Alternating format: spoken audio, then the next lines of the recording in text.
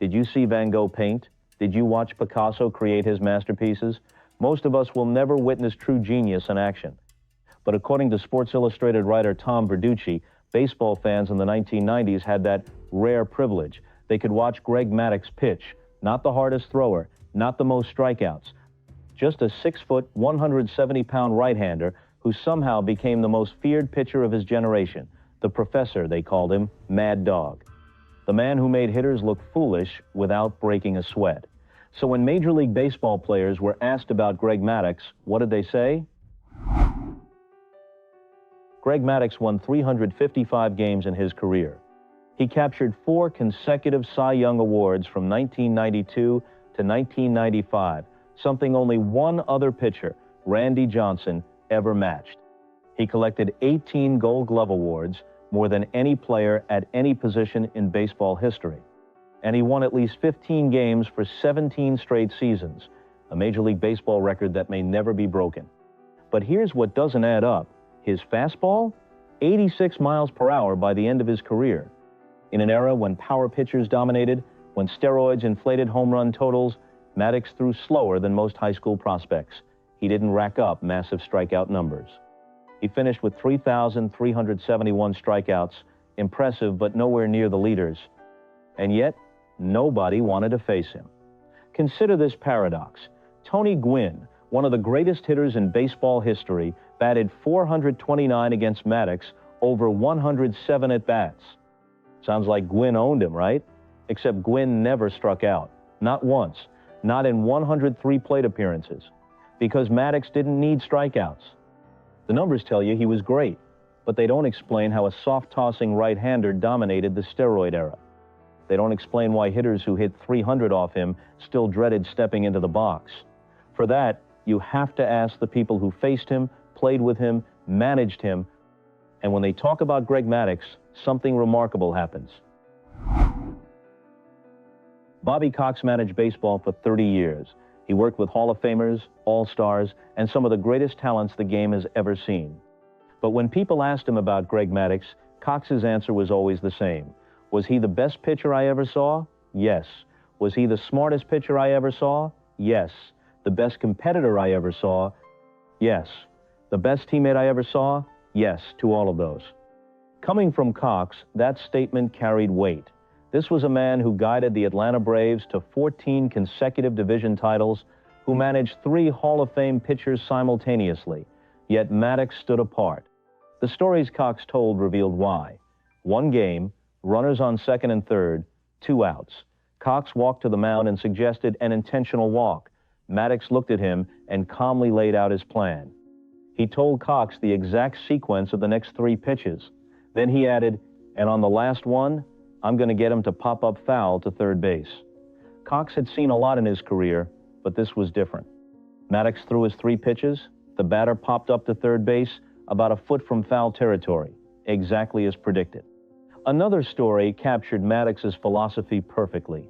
During spring training one year, about 50 minor leaguers gathered across the way, watching Maddux warm up.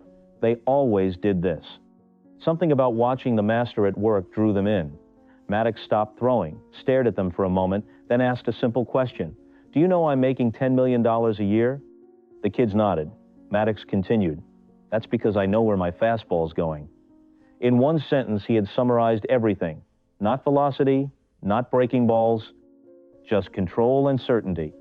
Cox saw this daily for 11 seasons in Atlanta. The preparation, the focus, the refusal to give in. Maddux made Cox's job easier because he never needed managing on the mound. He was already 3 steps ahead of everyone else. When Cox was inducted into the Hall of Fame in 2014, alongside Maddux and Tom Glavine, he called it something that could never happen again in a million years. A manager going in with 2 of the greatest pitchers in baseball history. And for Cox, Maddux was the smartest player he had ever been around in his life. Tom Glavine, John Smoltz, and Greg Maddux, the Big Three. Together, they led the Atlanta Braves to 14 consecutive division titles, a run of dominance baseball had never seen before and likely never will again. All 3 are in the Hall of Fame now.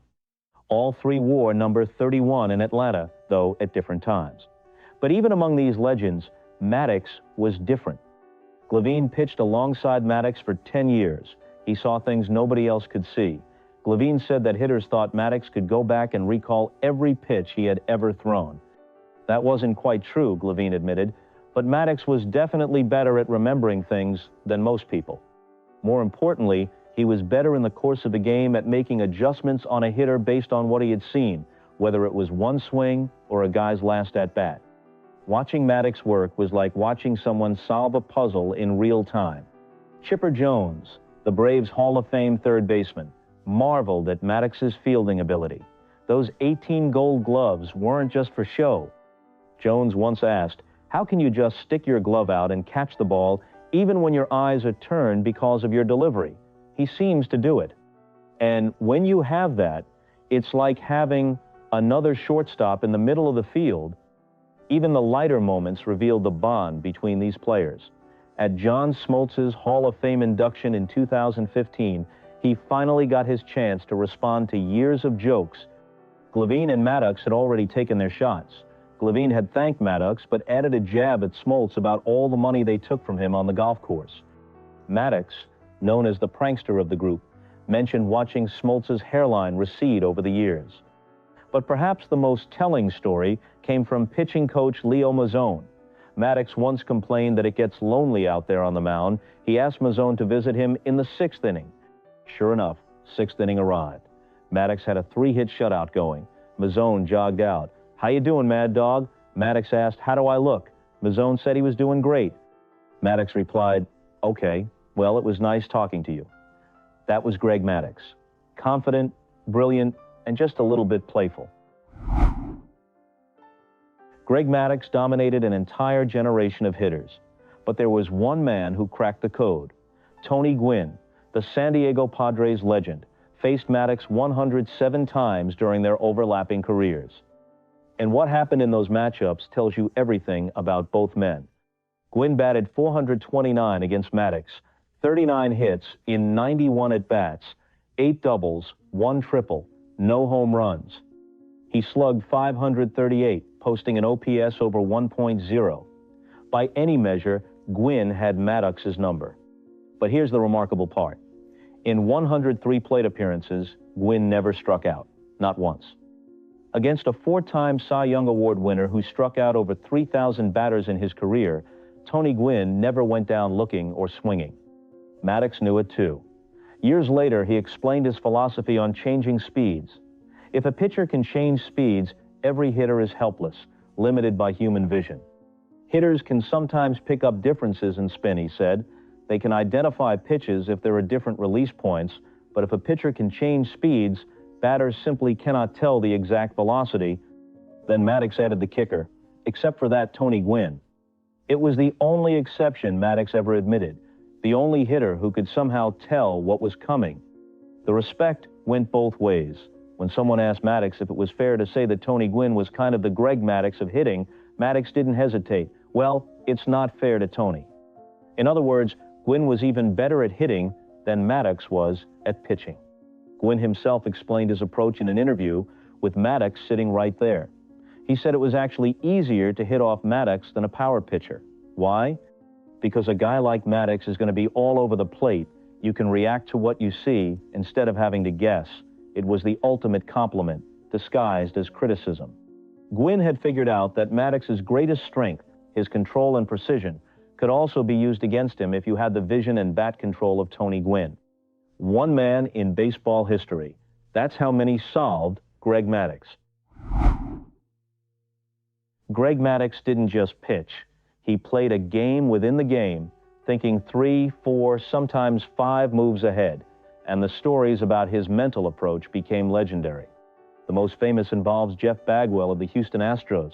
According to Braves catcher Eddie Perez, Maddux once intentionally allowed Bagwell to hit a home run during a regular season game. The Braves were up by 8 runs, so the outcome didn't matter. But Maddux was thinking ahead. He knew the Braves would likely face Houston in the playoffs. He wanted Bagwell to remember that success, to sit on that inside fastball for months. Sure enough, the playoffs arrived. Bases loaded, Bagwell at the plate. Maddux threw 3 consecutive changeups. Bagwell struck out. He had been waiting for that fastball exactly as Maddux predicted. Years later on a podcast, Maddux confirmed this approach. He didn't intentionally give up a home run, he clarified, but there were times where you tried to have the hitter have some success off you. A coach once told him that hitters remember success. If they get you on a certain pitch, they're going to be sitting on it for a long time. Maddux said he did it mostly in spring training, planting seeds in guys' heads. Another story showed his observation skills. Sitting in the dugout one day, Maddux watched Jose Hernandez of the Dodgers step into the batter's box. Maddux suddenly announced, "Watch this. The first base coach may be going to the hospital." Next pitch, Hernandez drilled a line drive directly into the chest of the first base coach. Maddux had noticed a slight adjustment in Hernandez's batting stance that nobody else saw. Houston Astros manager Jimmy Williams told another revealing story. He noticed Maddux sitting in the visitors' dugout, intently watching the Astros take batting practice. This almost never happens. Starting pitchers don't watch opposing batting practice, but Maddux was looking for any edge. Where were they hitting the ball? Who looked comfortable? Who didn't? Williams later said, "There's a reason he's going to the Hall of Fame." Dodgers general manager Ned Colletti recalled Maddux reviewing pitch charts from years earlier, pointing to one specific pitch against Tony Gwynn. "This says I threw him a fastball," Maddux said. "I'm pretty sure it was a changeup." Randy Johnson stood 6 feet 10 inches tall and threw 100 miles per hour. He was intimidating, overpowering, a left-handed nightmare who struck out over 4,800 batters in his career. Like Maddux, Johnson won 4 consecutive Cy Young Awards. They were the only 2 pitchers ever to accomplish that feat. But when Johnson talked about Maddux, he showed nothing but reverence. "Greg Maddux is probably the best pitcher in all of baseball, along with Roger Clemens," Johnson said. "He's much more intelligent than I am because he doesn't have a 95 or 98 mile per hour fastball." I would tell any pitcher who wants to be successful to watch him because he's the true definition of a pitcher. Coming from someone like Johnson, that statement meant everything. The big unit was telling pitchers to study Maddux, not him. Don Sutton saw it all. The Hall of Fame pitcher and broadcaster had watched Sandy Koufax, Bob Gibson, and Tom Seaver during his 44 years around baseball. These were the gold standard, the names that defined pitching excellence. But when Sutton watched Maddux, something was different. As a broadcaster, I used to watch and think, that's not the best fastball, that's not the best curveball, that's not the best slider, and not even the best changeup, but that's the best pitcher in the game. Then Sutton made an extraordinary statement. He had seen Koufax, Gibson, and Seaver at their peaks. "None of them ever gave me the thrill and joy of watching a game like watching you did," he told Maddux directly. "It was a remarkable experience." Even the hitters who struggled against him appreciated what they were seeing. Todd Helton and Dante Bichette of the Colorado Rockies talked after going 0 for 2 against Maddux. "Man, he's just schooling me," Helton said. Bichette agreed. "Yeah, Todd, it's kind of fun to watch. It's too bad we have to take 0-4s to watch it." For decades, people who watched Greg Maddux insisted his command was unlike anything they had ever seen. In 2025, science finally proved them right. Driveline Baseball, a leader in pitching analysis, commissioned Inside Edge to study Maddux. They analyzed 19 random complete games from his career using the same evaluation system they use on modern pitchers. The system considers pitch type, count, handedness, batter-pitcher history, intended location, and actual location. The results were staggering. Maddux's command was 4 standard deviations better than the median pitcher in their database. 4 standard deviations. To put that in perspective, that's equivalent to a batting average of 362. That's equivalent to throwing 105 miles per hour. That's equivalent to hitting a 503-foot home run. The researchers admitted they didn't expect to find this level of skill. They thought Maddux's reputation might be overstated. But the data supported the notion that he was a historical talent in terms of throwing a baseball where he intended. As one modern pitching coach put it, you cannot tell a kid to be Greg Maddux because no one was Greg Maddux except Greg Maddux. Did you see Van Gogh paint? No, But if you watched baseball in the 1990s, you saw Greg Maddux pitch, and that might have been just as rare. On July 22nd, 1997, at Wrigley Field, Maddux threw a complete game in 78 pitches, 2 hours and 7 minutes of pure artistry. Mark Grace, his former teammate turned opponent, said afterward, "If my life depended on one game, I'd want him to throw it." That was the legacy. Bobby Cox said yes to all of those when asked if Maddux was the best he ever saw. Randy Johnson told pitchers to study him instead. Don Sutton chose him over Koufax and Gibson. Tony Gwynn hit 429 against him, but never struck out. And Dante Bichette admitted it was fun to watch, even while going 0 for 2. When Major League Baseball players were asked about Greg Maddux, the answer was always the same: reverence, respect, and just a little bit of fear. Because they all knew, even when they beat him, they were facing something they would never see again.